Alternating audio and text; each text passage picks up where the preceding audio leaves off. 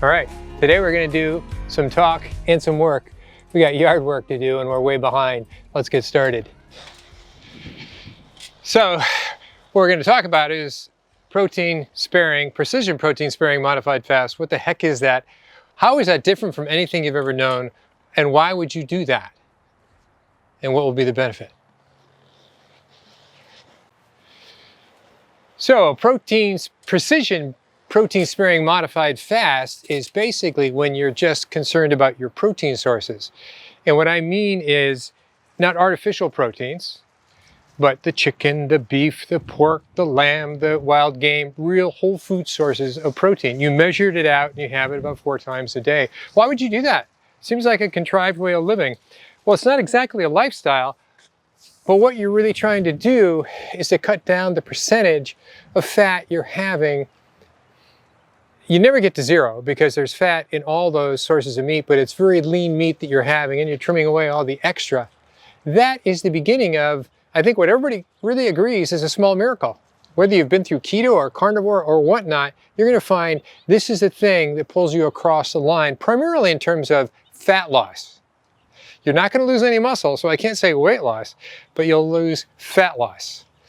And that's a big deal. So I want to talk about that and go into detail. So why you don't do this 7 days a week is because you don't want to be fat deficient for your whole life. You want to be low fat and high protein. So the protein sparing is that you're actually having protein. You're sparing your protein. Your protein isn't being broken down. You're having no carbs. And so for what we suggest is 3 to 4 days a week is you look at a protein sparing modified fast, and then on the off days you can go keto or whatever, but increase your fats a little bit. And I want you to be concerned about the essential fatty acids, meaning your omega-3s. Because if you just have protein, eventually you're going to be omega-3 deficient, and that's not a good thing. It has all sorts of other problems. So that's the beginning of this. And so how does this even work? Well, for that, let's go upstairs and compare. All right. So why is this called precision protein sparing modified fast? Is because we are making sure we are trimming away the visible extra fat of the pork chop, the lamb, the chicken, the whatever we're eating. We're just having the inherent fat that's in the meat itself, the whole food source of protein, no protein powders. There's going to be fat there. So for 3 or 4 days a week, we're asking you to follow this way of doing it. We have a Facebook group on, it's very small. I have a group you can join for $50 for your first month, and after that it's 10. I'm not pitching that, but I'm saying when people need to have their hand held for that first 32 days, that's how we do it. So you focus on 3 or 4 days a week of having your calculated amount of protein, and you get to recognize how much protein is in that little bit of chicken, that little bit of lamb, that little bit of pork chop. You're going to know that. Those are things you need to know. So let's get started. So precision protein sparing modified fast is a protein sparing fast. Protein sparing fast means we're having the protein, it's sparing the protein, and yet we are fasting. Fasting in the sense we are having no carbohydrates. Fasting in the sense that we are not increasing our insulin because our glucose is not going up. So the insulin is sleeping. The glucose is sleeping for the most part. And you're in a moderate ketosis. Over time, you get into what they call a nutritional ketosis. It's been years for me, so I don't have very high ketones. It's just very measurable, very low nutritional ketosis.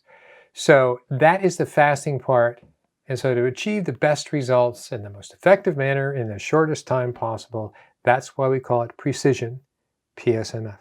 Okay, first thing you need to know, it's not a gimmick, but really a lifestyle change. I say do this 3 or 4 times a week, because I don't want you to do it 7 days a week, because if you did that, you would eventually become fat deficient. And your omega-3 essential fatty acids are hugely important for nerves, for brains, for muscle growth. So that's why we're doing it. So what do you do in your off days? Your off days, you can go back to keto if you want. You can have carbs.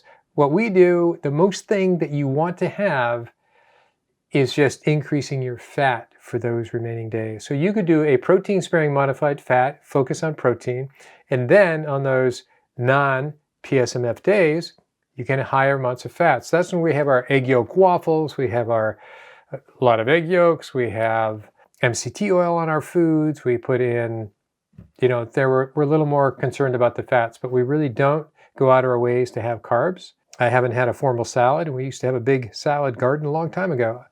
Big. And it's just not part of our lives anymore. But we'll get to the garden part in a second.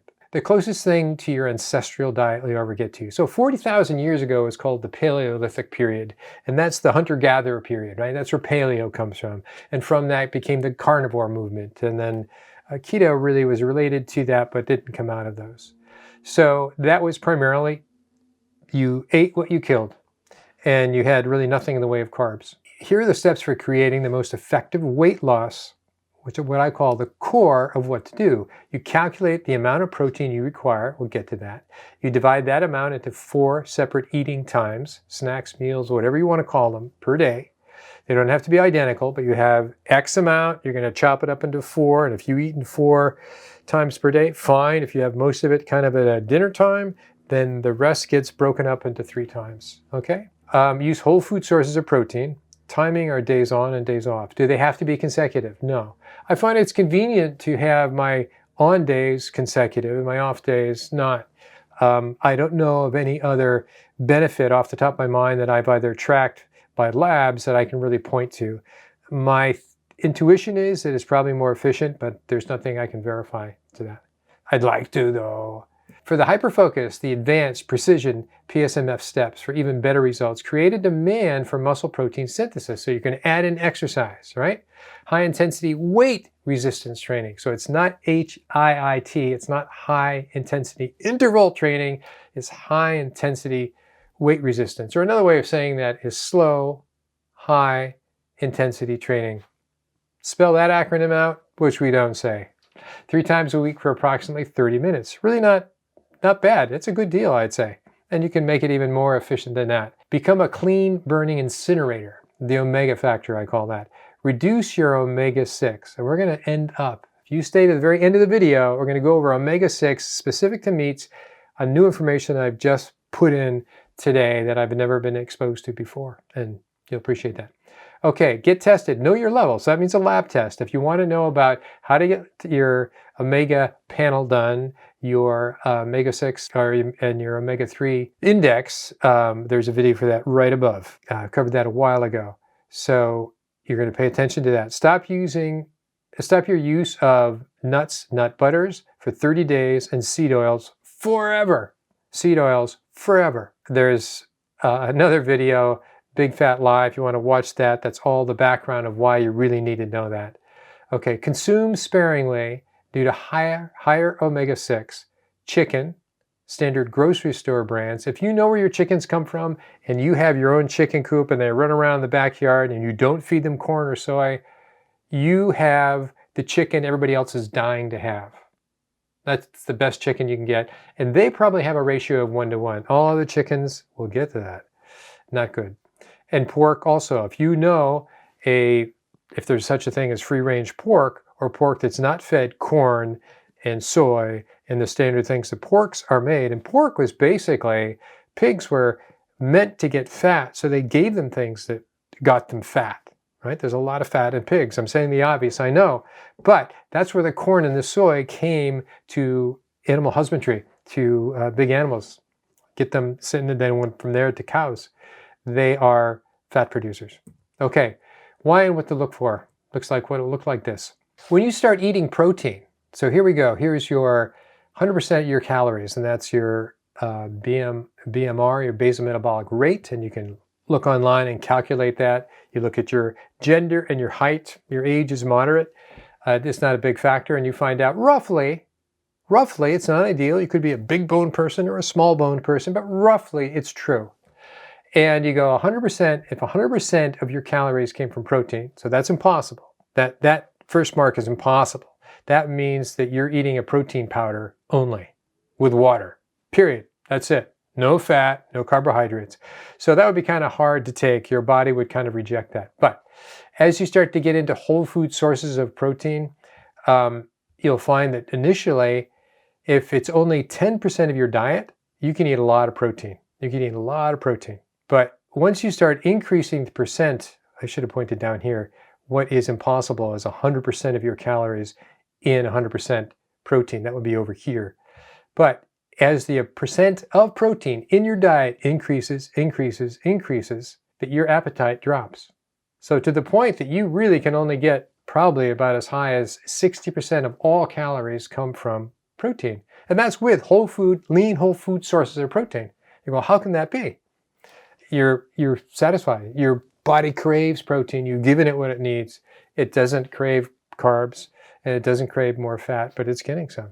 So here's how we go about calculating it. Here's your height over here, and it's slightly different for men and women, so we have two different charts. Let's just say over here, me, 5'10", that's more or less me. My ideal weight is 162. I don't weigh that, and I don't care if you weigh 100 pounds more than this, or 200 pounds, or 50 pounds less. This is the number we're going to use to calculate how much protein you're going to have, okay? So what that means is it's 1 gram of protein per pound of ideal body weight. That's easy. 162 pounds, 162 grams.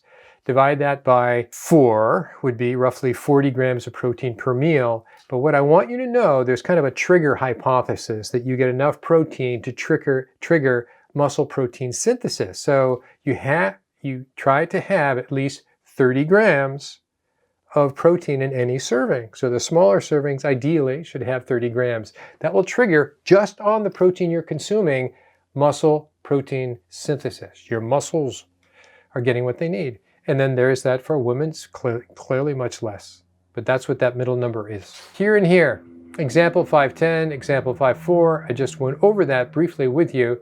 And this is the only reference we use to calculate your daily protein requirement. It's real straightforward. After you know your ideal body weight, so you know how tall you are, you know what gender you are, you can look up your number, done.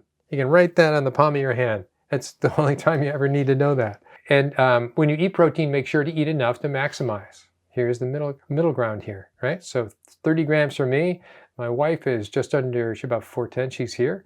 Well, she would be female, so she has probably about 18 grams she would need to have in any, that's snack size for sure.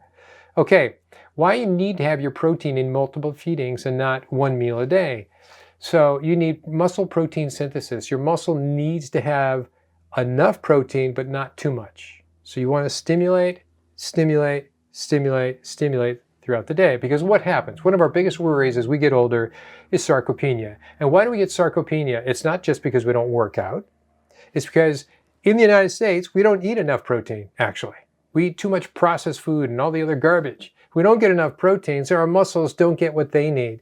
If you at least bring up the amount of protein that we need to eat on a regular basis, on a daily basis, you will preserve your muscle mass. And if you add exercise to that, that demand will even increase. Let me show you how that goes. All right, insulin resistance, diabetes, and loss of muscle mass. Muscle mass, which you're trying to preserve, right? MPS, muscle protein synthesis. Muscle mass is your biggest deterrent to insulin resistance. It is the biggest mouth for glucose. It sucks it in with a little bit of exercise and just muscle mass. If you unexercise muscle mass, sucks in the glucose directly without insulin jumping up. So it is your best friend. Consider it as your little son or daughter that you have to take care of on a daily basis. Oh, my son or daughter needs to be fed 4 times a day. Oh, my muscles need to be fed 4 times a day. You bet they do. It's very important. And here's the difference. There's a 40-year-old athlete. There's a 70-year-old athlete. Do you see any difference? Actually, this person got leaner. 74 sedentary. Big difference. That's looking down the shaft of their femur. Okay, so here's what this looks like. Here's muscle protein synthesis. What do you eat? It rises and then it breaks down. In synthesis, and then it breaks down. Synthesis and muscle protein breakdown. And so now anabolic resistance of muscle protein and aging, as we get older without exercise, we tend to be able to synthesize less and less muscle. So it gets worse and worse. That's part of sarcopenia. Sarcopenia, as you get older, it's more difficult to produce muscle, MPS, muscle protein synthesis. So you need to push that. You need to push that a little bit. So in order to overcome what happens naturally with a sedentary person as they get older, you add in exercise, right? There's the demand, But actually, more important to that, you add in the appropriate amount of protein per day over separate eating. You just eat. So you could call it a breakfast, you could call it a late morning, you could call it early afternoon, and you can call it late afternoon or dinner, whatever you want to call these particular events or meals or snacks. So just having the correct amount of protein per day makes a huge difference in the rate of MPS. This is research, by the way. Then having your minimum amount of protein 3 to 5 times per day increases your MPS even further. What do we do now? We, specifically, Carl and Judy, we eat 8:30 in the morning, we get home from working out, and we eat late morning, afternoon, we have a snack or lunch, mid-afternoon, early afternoon, 5:30s. 5:30 is a hard stop dinner in this house. Get your ass down there, you don't. Okay, all right, how to improve your muscle. What you do is eating sufficient protein 4 times a day as opposed to all at once or not even will improve your muscle growth and health. Adding resistance training, details in bonus section, is a big deal. Look at that, this spikes up now. This is the difference of exercise. And this shot comes from Dr. Stuart Phillips. Amazing. So it's a big difference. You have to add that. So use whole food sources of protein. Meat is beef, lamb, game, pork, fish, sardines, mackerel, salmon, cod, haddock. Salmon clearly is the best. Then you have sardines and mackerel in terms of the omega-3s. Poultry, turkey, chicken. Turkey is half the fat of chicken, by the way. Probably didn't know that. So why whole food sources of protein? You want the limited amount of fat. Okay, and if you can and have access to pastured chicken, that makes a big difference, and you'll see that coming up. 4 things you need to be able to calculate. Determine how much protein in what you eat in grams of protein. So if you have an ounce of chicken breast does not equal, which is 28 grams, does not equal 28 grams of protein. It equals water, it equals fat, it equals protein, and maybe a smattering of carbs. So you use a food scale so you can weigh your food initially. So now you can eyeball what is in a chicken breast, and you'll just have to find that once, right? X amount of proteins in a chicken breast, now you know that. Use the app and chronometer, recommended, it's free, just Google it and what you plan to eat and find out how many grams of protein it has. There you go, here's an example. So 1 ounce, 28 grams, there you go. This is, you can say it's uncooked. You can look on chronometer either way, cooked or uncooked. Here's some other examples. 3.5 ounces of grilled, skinless chicken breast is just over 30 grams. 5.5 ounces of cooked shrimp, that's 32 grams of protein. So you get to know these things and you know that, just measure it once. Okay, timing, days on and days off. Here's what we do. We basically go Tuesday through Friday, our days on, Friday, Saturday, Monday, or days off. And you can do it whatever you want to do, days on or days off. Consecutive or every other, whatever works for you, but just do it. Okay, timing, days on and days off. Do you continuous days on? We've talked about that. It really doesn't matter, or there's no hard concrete evidence I can convince you one way or the other. And here's the new part. What we found, and I've told you about omega-6, omega-6 has really gone through the roof in the last 70 years, since the 50s. See Big Fat Lie, previous video that I covered all this. And so what you're trying to do is to bring these ratios back to 1 in 1, which it was about 100 to 200 years ago. Certainly back in the Paleolithic time, it was 1 in 1, if not less than that. And we've gone way off. And this speaks to processed foods. This speaks to farm-raised animals, and it speaks to processed foods, the seed oils that you get. And that really is the cause of chronic disease. So pick your favorite chronic disease, or that really is the cause of dementia or Alzheimer's or multiple sclerosis or Parkinson's. This is the big inflammatory contribution, especially neurologic contribution. Okay, omega-6 ratio around the world has changed. Here's what it actually is today. Paleolithic was under 1 to 1. You had more omega-3s than you had, and this is where I get the research from that. Greece today is up to prior to 1960, and I got this information actually from Artemis Xenopoulos, one of her presentations. Dr. Artemis Xenopoulos, she's Greek. United States is huge, terrible. We're the worst in the world. Outside of urban India, look at the difference between rural India is 5 to 6 to 1, and urban India is nearly 40 to 1. It's all the processed foods.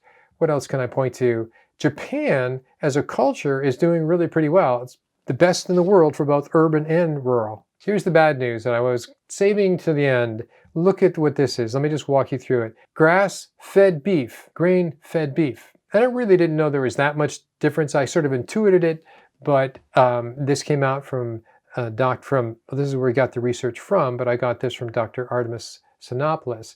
What you have is grass-fed beef is really under 2 to 1. That's excellent. That's pretty close to farm-raised salmon. I'm not supporting farm-raised salmon, by the way. I'm supporting real salmon, which should be about this or even better. Okay, and so what we have is grain-fed. So the difference between grain-fed and grass-fed is pretty big, but here's the bad news. Chicken breast, chicken thighs, pork chops. Pork chops, so all of these, the chicken, especially in North Carolina, by the way, and Iowa, and forget the other states, they have a lot of pork and they have a lot of chicken, and they're all factory raised, and this is what you buy in the grocery store. Sorry for the bad news. They're hugely omega-6. Look at it, we're coming up to 30 to 1. So this makes me reevaluate how much pork and chicken, or really where I'm going to get my food from. I'm going to tilt it to other sources of meat, away from the factory raised as much as I could. So this is very disturbing. But grass-fed beef, there really is a value there. And we eat a lot of salmon. We do not eat farm-raised salmon. All right, that's the end. Okay, so now you know the specifics of why a protein-sparing modified fast is so beneficial. And you wouldn't believe the number of people that have come from keto or carnivore and saying, you know, wow, I lost this belly fat that, you know, I've become from non-diabetic, from diabetic to non-diabetic, but I always had my belly fat. The PSMF, precision PSMF, really changed that for me. Of course it changed it, because fat was all about keto. Remember, low carb, high fat. It's not high fat for everybody, but that made a big difference. And so anyway, I hope that you'll consider doing it for yourself, whether it's with us or not. It really doesn't matter. This is something that is so ancestrally true, as we talked about, since the Paleolithic times, in my perspective and many other perspectives. The only thing we have to work on, unfortunately, in this food system today is the omega-6, the omega-3 ratio, and really try to choose your whole food sources of protein specifically. You know, and it's been corrupted, but you can find good food sources, and we'll do it together. Till next time. I just want to say, if this is something you're really interested in, as I am, you might be really interested in following some of these videos. Take care. Till next time.